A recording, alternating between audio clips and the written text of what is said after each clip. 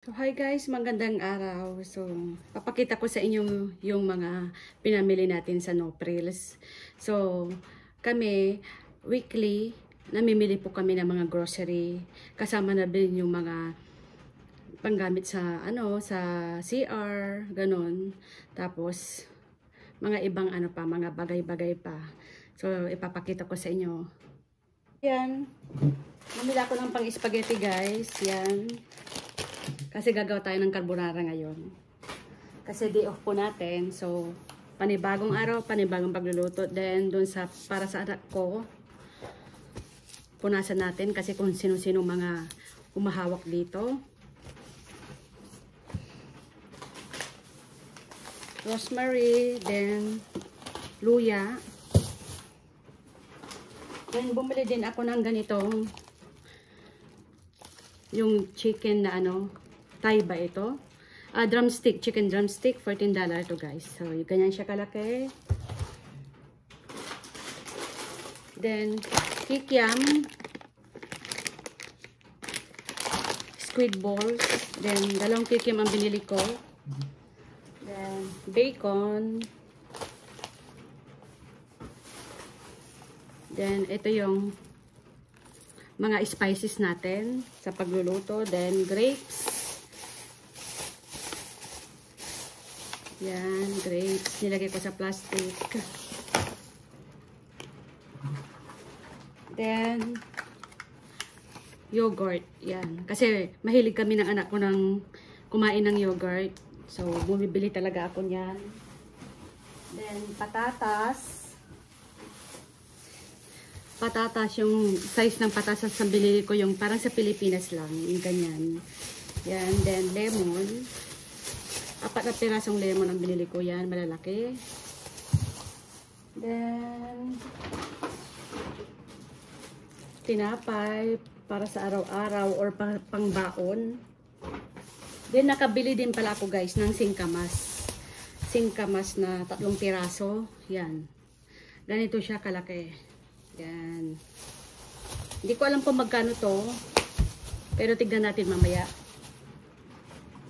Then, ito yung pangbaunan tsaka ziplock para sa sandwich. Then, ito, ibang alternative sa Yakult. Kasi ang Yakult dito guys is $10. 4 na piraso lang. 4 na piraso o 5 piraso, $10 yun. O depende pa sa store kung saan ka bibili. So, ibang alternative or substitute ng Yakult dito is Wahaha. So, $1.95 to each. So, strawberry flavor ang binili ko. Tsaka, itong hindi ko alam kung anong flavor nito. So, yung lang, regular lang. Pangbaon ng anak ko. Then, meron din tayong ensimada. Yan. Bumili din ako ng ensimada. Then, whipped cream. Then, ito, nakasale siya. Tinignan ko naman is hanggang September 2025 pa na ma-expire niya. Almost $9 ito. Mahal kasi yung Eden cheese sa mga Filipino store dito. So, ito na lang yung binili ko, Magnolia. Then, pang Alfredo sauce. Ayan. Wala pang masyadong karne dito guys ha. Wala pa siya masyadong karne kasi nagpapabili ako ng karne doon sa asawa ko, doon sa pinagtatrabahoan niya.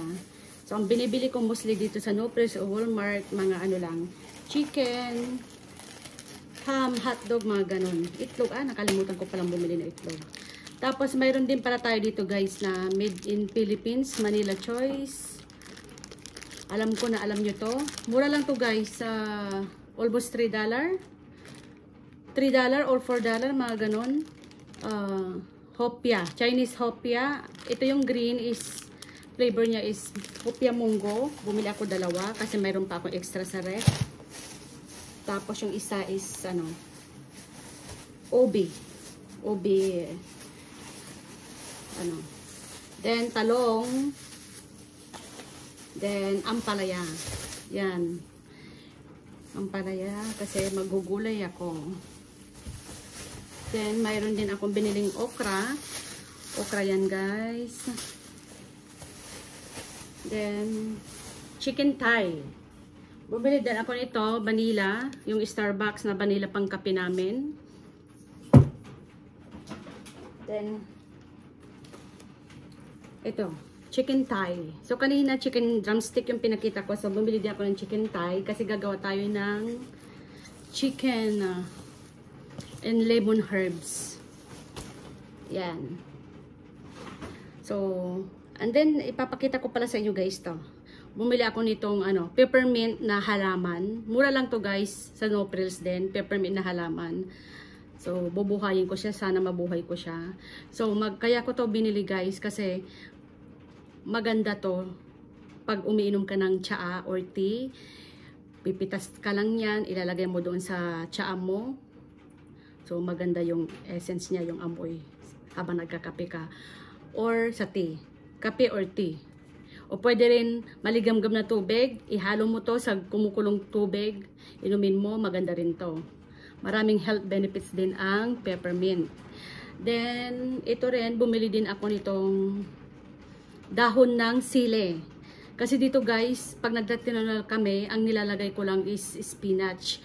So, maganda rin pag nagtitinola, aside from sa spinach, kasi wala ditong malunggay, kung mayroon man is frozen siya. So, ibang substitute o alternative ng dahon ng malunggay pag nagtitinola ako, spinach ang nilalagay ko. Or dahon ng sili. Kaso nga lang kasi, wala namang dahon ng sili dito kung hindi frozen at mahal pa. So, bumili ako ng buhay na sili. Sana mabuhay ko siya para pag lumago, di na tayo kukuha ng dahon para pag nagtinola tayo. So, masarap yung sabaw. So, hanggang sa muli guys, maraming salamat. So, pinlex ko lang guys yung mga pinamili po natin ngayon. Then, nag-grocery kami guys dito is weekly. Bi-weekly talaga. Weekly, hindi siya bi-weekly. Weekly kaming namimili. Kasi, iwan ko, 3 lang kaming kumakain pero ang daming mga kulang. Kasi, pag nagluluto tayo, syempre gusto natin kumpleto recado. So, kumpleto ingredients. So, kung magluluto ako ay kulang-kulang yung ingredients, parang wala akong gana magluto. So, weekly talaga namimili ako. And then, ang ginastos po natin guys ngayon, bi-weekly. Ito pa lang, yun sa mga pinakita ko sa inyo guys. Ito yung resibo. Almost $200. Ito pa lang yung mga pinakita ko guys. Almost $200 ang binayadan ko. $191.48. Ayan guys. Oh. Weekly pa lang yan guys. Canadian dollar. So, ganito mamuhay sa Canada, guys. Sabi nga nila, depende nga daw sa lifestyle. Pero, syempre, hindi mo naman pwedeng tipirin pagdating sa pagkain ang iyong katawan at ang iyong pamilya. Tibog pa. Kaya, pagdating sa mga pagkain, hindi po tayo magtitipid dyan. So, ang weekly namin, guys, 190. Wala pang karne dito, guys. Wala pang karneng baka, wala pang karneng baboy, wala pang isda. Ganito na yung mahal ng bilihin dito sa Canada. Mas lalo pag siguro pag marami kayong pamilya, di ba? So, mahal talaga guys. Kaya kailangan natin kumayod ng kumayod para mabili po natin ang daily needs natin. So, comment kayo dyan sa baba guys. Kung bi-weekly ba or weekly kayo namimili at magkano yung mostly na binabayaran po nyo. So, maraming salamat guys. So, magluluto na po ako ngayon. So, mamaya gagawa po ako ng vlog. Magluluto po tayo ng chicken. Chicken in the oven. O, chicken lemon herbs ang iluluto po natin guys. So, maraming salamat. Bye! Hanggang sa muli. Lahat ang mga pinamili po natin. Ayan. Yan lang po guys. Yung mga worth $192 or almost 200. Yan. Iwan ko guys kung makabuluhan ba to or naglulukuhan lang tayo. So maraming salamat guys sa ulit sa nanood. So, hi guys. So, ang gagamitin po natin ngayon sa ating lemon garlic chicken. So, syempre, lemon kasi lemon garlic chicken nga. So, gagamit tayo ng lemon. So, 3 lemon ang gagamitin ko. Tapos, mayroon ditong garlic powder. Ayan. Then, lemon pepper seasoning. Gagamit din po tayo nito. Ayan yung ano natin. Then, ito din po yung roasted paprika, ground pepper, or ground paprika. Then, paminta na malapit nang maubos. Then, asin. Then, chicken powder. Yan yung gagamitin natin. Then, gagamit po ako ng rosemary para sa magandang aroma ng ating iluluto. Then, ito yung binili ko kanina sa No Frill. So, gagamit tayo ng chicken drumstick tsaka chicken thigh. So, huhugasan ko muna guys, then balikan ko kayo. Ito na yung oven po natin. Nilagay ko muna ng 170 degree po yung chicken po natin guys na gagamitin. Then, naghiwa na rin po ako ng lemon. So, ganito lang siya kanipis yung ginawa ko. Ganyan. Yan. Yan yung gagamitin po natin. So, tara na guys. I-start na po tayo. So, gagamitin ko muna tong ano. Ito munang ilalagay ko. Si powder.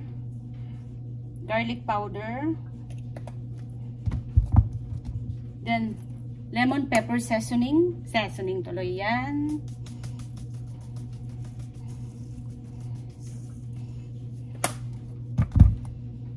Then, salt.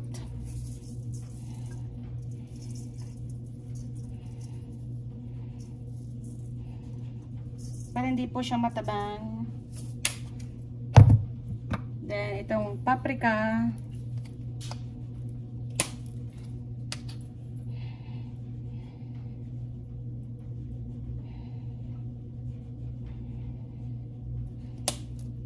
Then, pepper.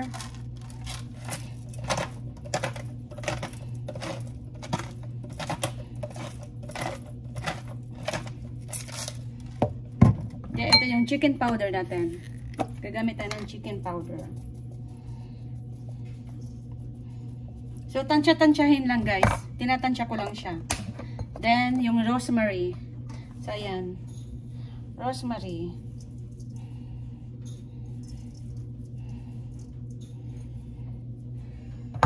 Then, i-squeeze ko yung lemon. I-squeeze ko ng lemon. Yan.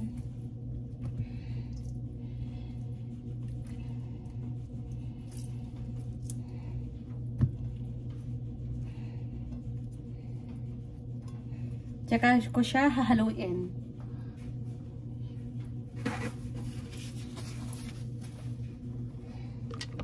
So, ito na po yung ano guys. Yan. Then, hahaluin ko siya. Siyempre, ang nalagyan lang yun sa ibabaw. So, haluin ko siyang mabuti. Then, uulitin ko ulit yung kaninang ginawa ko. Para lahat ay even. Or lahat ay mayroong, ano, seasoning. Lahat may lasa. So, ayan, uulitin ko na naman yung gagawin ko. Yung ginawa ko kanina na pag-seasoning siya, uulitin ko ulit siya. Uulit po tayo ulit guys kasi, syempre, ang nalagyan lang yun sa ibabaw. Kahit ni-mix ko siya, hindi siya lahat nalagyan. O, ayan. So, uulitin ko po ulit yung paglalagay. Para lahat, ano, mayroong malagyan lahat. Uulit tayo ulit.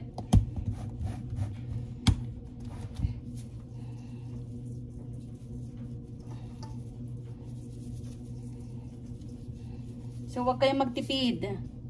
Budbud nyo ng lahat. Ng lahat ng kayang budbudan.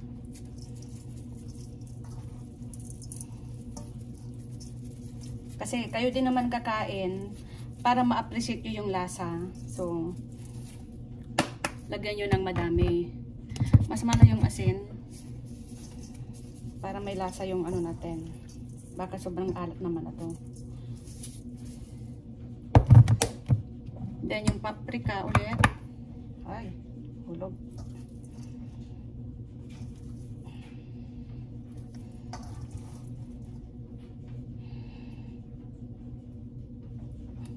Ayan, dami kong nilagay. Then, chicken powder. Ulitin na naman natin ulit.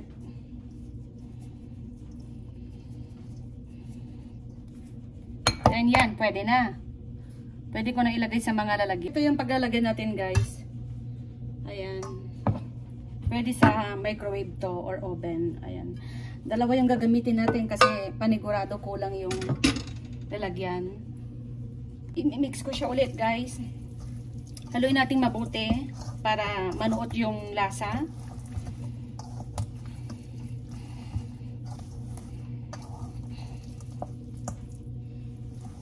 Yan, mabango-bango na siya. So, ito ay madaling gawin, madaling lutuin. Hindi ko na kailangan mag-chop ng mga ingredients. Basta budbud na lang lahat dyan. Mas maganda rin to, guys, pag naka-marinade.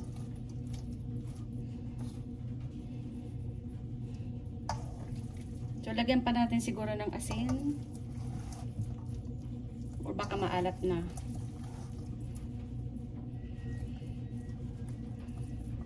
Lagyan ko pa ng maraming paprika. So, okay na yan siguro. Okay na to. Yan, pwede na, guys. So, ilagay natin dito. Insert ko dito.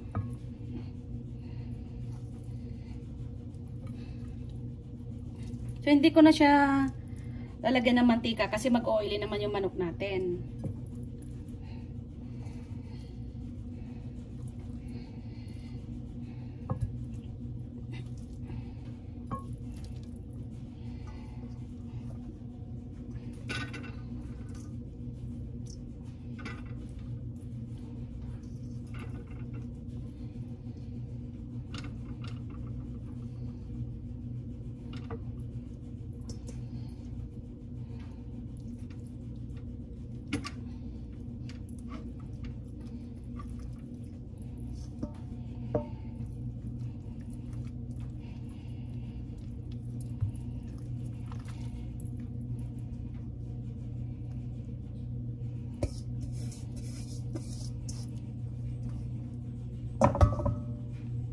Ito na yung natin. I-bake natin. Chicken lemon herbs. Or chicken lemon garlic. Kasi nilagyan ko siya ng maraming garlic. Kaya chicken lemon garlic or chicken lemon herb kasi mayroon siyang rosemary. So, lagyan natin ng maraming rosemary para maganda yung niya. Mabango. Yan. Pampa-attract. Yan, budbudan natin ng marami. Then, yung isa dito. Then, paprika ng marami. Yan, lagyan natin ng maraming paprika. Maanghang-anghang na to.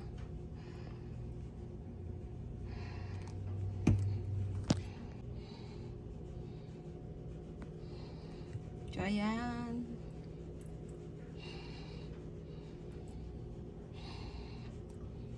Busin na natin tong rosemary.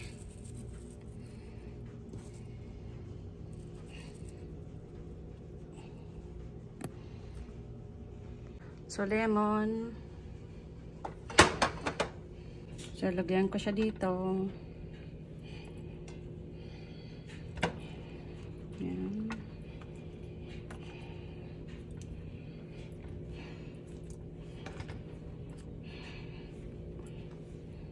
Tapos yung isa dito.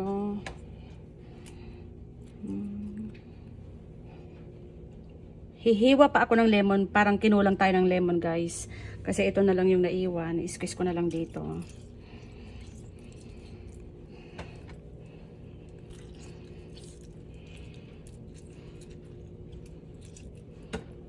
Ngayon, i-adjust ko siya ng 250 degrees. Kasi ilalagay na natin yung Ayan. So, ilagay natin dito sa ibabaw siguro or ilalim. Ayan, yan na lang.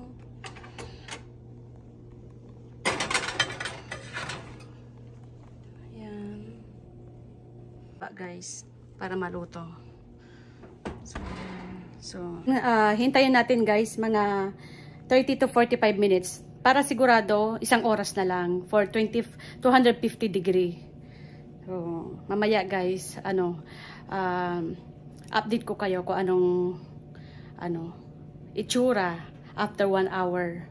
Pero depende yan sa inyo. Kung gusto niyo yung masyadong lutong-luto yung balat niya, pwedeng 1 hour, pero 45 minutes or 30 minutes, medyo okay na yung loob, laman ng loob niya. Yung meat, yung chicken na yung laman niya, lutong-luto na yon. So, maraming salamat. Balitan ko kayo ulit mamaya. Time check guys is 11:45. So, titignan natin yan guys, mga 1:45. Okay guys. 10 minutes before 1. Check na natin yung niluluto natin guys, kung anong itsura na. So, ayan.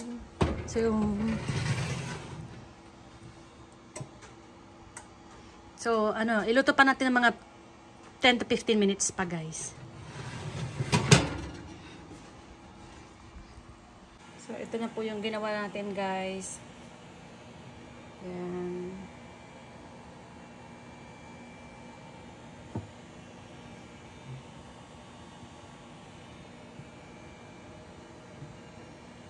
So, tikpan natin guys kung ano yung lasa ng niluto natin.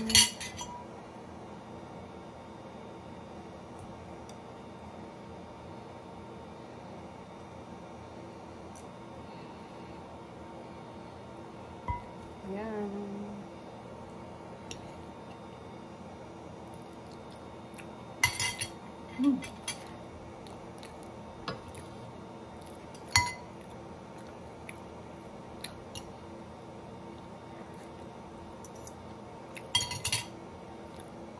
So, mas masarap to guys pag may sabaw. Yung ano ba niya? Yung ito niya. Yan.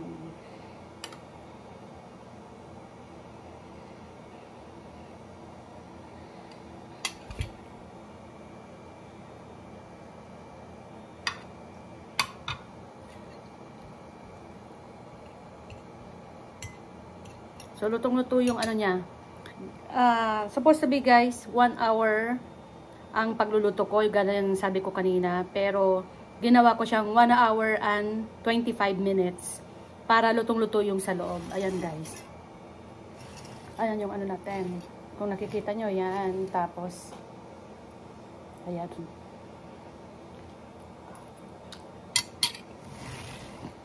malambot.